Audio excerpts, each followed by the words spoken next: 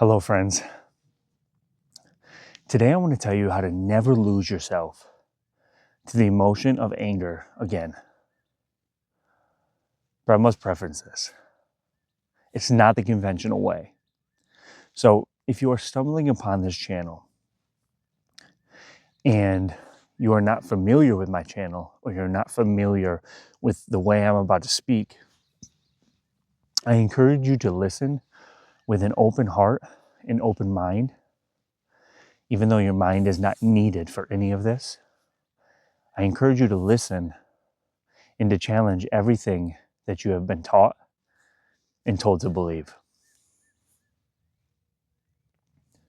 How often do you feel that you lose yourself to the onset of anger?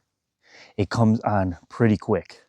I know from experience, I used to lose my anger pretty quickly, and I'm not proud to say that, but I share this honestly, especially while driving. It actually became so bad that I almost started feeling like I had no control whatsoever. And I was at the mercy of whatever happened to me. And most of us feel like that. We feel separate and at the mercy of this life. Whatever we experience, good or bad, we are at its mercy. We are separate from the experience. We are standing outside of life, making life happen. And that is the general assumption, where the general assumption starts.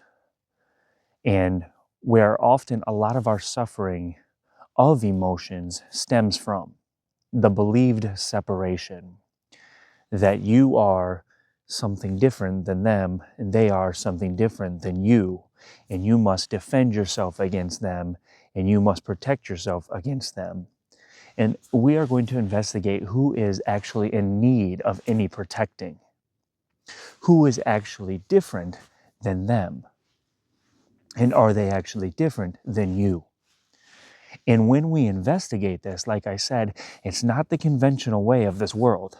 I'm not going to tell you to take, even though breathing can help through the human experience. So I'm just using an example. I'm not going to talk to you about controlling your breath or breath work or breathing, even though that is beneficial.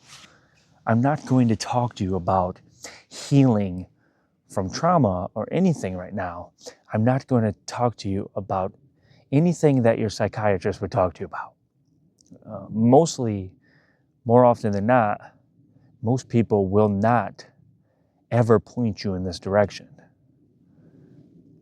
Like I said, one thing about anger that we can all agree on, I'm sure you can too, is that it comes on quickly. The dose that we get of anger usually is quick and intense. Now, it's not always that way, but either way, we know what anger feels like. The sensation of anger is very intense. It has different levels, but its intensity is there.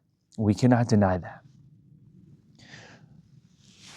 More often than not, when we are dealing with anger, it does stem from, like I said, the separation in the ego that we believe we are. When we actually truly investigate the separation, that we are different and separate from everyone else and everything. And when we assume that, when we believe that, then it gives us the idea that there's plenty to be mad about. There's plenty of other people to be mad at about their dumb actions, or why are they so stupid? Why would they do that? Or why'd this have to go that way? Man, I can't catch a break. That type of vibration, that type of operating on that level will lower your vibration very, very easily. Believing and accepting that energy will lower your vibration and tune out your true frequency. So I want you to, and what I'm going to point you to, is to investigate that separation that you assume there is. The outside world, where the world that stands outside of you, the natural way of believing, conventional thinking, that this world is outside of you and you are going through it separately, separate from everything. And if you actually look, I don't find things or people or anything outside of me. Now, I don't mean this body. I actually find this body with everything else. And I'm not talking about Alex. I'm talking about consciousness. I mean, can you find anything outside of the knowing awareness of consciousness itself? I don't ask that as a question. I ask that for you to investigate. You see, if you do investigate this, and when you do investigate this, you will come to see that there is a shared unity, a shared connectivity amongst everything. And if you actually realize this and discover this, you will discover and awaken to truth. And why I call it truth is because it's undeniable and unchanging. All of the assumptions that we assume, that we have been led and conditioned to believe by our upbringings, religion, and the school systems and the societal structures, they will lead you to believe other than truth. But if you investigate it and discover truth as it is, unwavering and unchanging, then you will have a very profound new way of understanding this reality. And when you discover that the separation that you once assumed is not there, and that we all share the exact same source, the exact same source, it's as simple as that. When you actually wake up to that, a lot of falling victim to losing your identity to the emotions will subside. But you can even take it deeper. I say this once again from experience. A lot of my anger was always based on egotistical identity, an egotistical identity. I believed I was a muscle man. I worked out. I had to be the strongest guy in the room. I had to defend myself. No one was going to push me around. No one was going to bully me. It's laughable. I know. I'm just sharing it to be honest with you guys. I resided on that vibration level, and boy, was it low. No wonder I was so dealing with so much anxiety prior to awakening. When you investigate who actually has to be defended, you will find that nobody is actually there.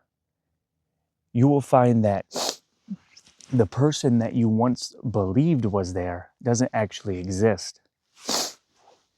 And that is where you also awaken to truth. So now you have discovered that the separation that we inherently believed is not there, and the identity that you believed you once were doesn't exist as well. Now, I know that is not going to rub everybody the right way, but I'm not here to soothe everybody's ego. I'm here to awaken you and point you to truth, to help you transcend this material world. Because too many of us are asleep, and myself, I was asleep for so long, and I didn't even know it. And usually, sometimes you are asleep so heavily and so strong, unconscious to truth, that somebody speaking like this sounds like a weirdo. But that's fine. That's not why I'm here. Names and all of this do not matter.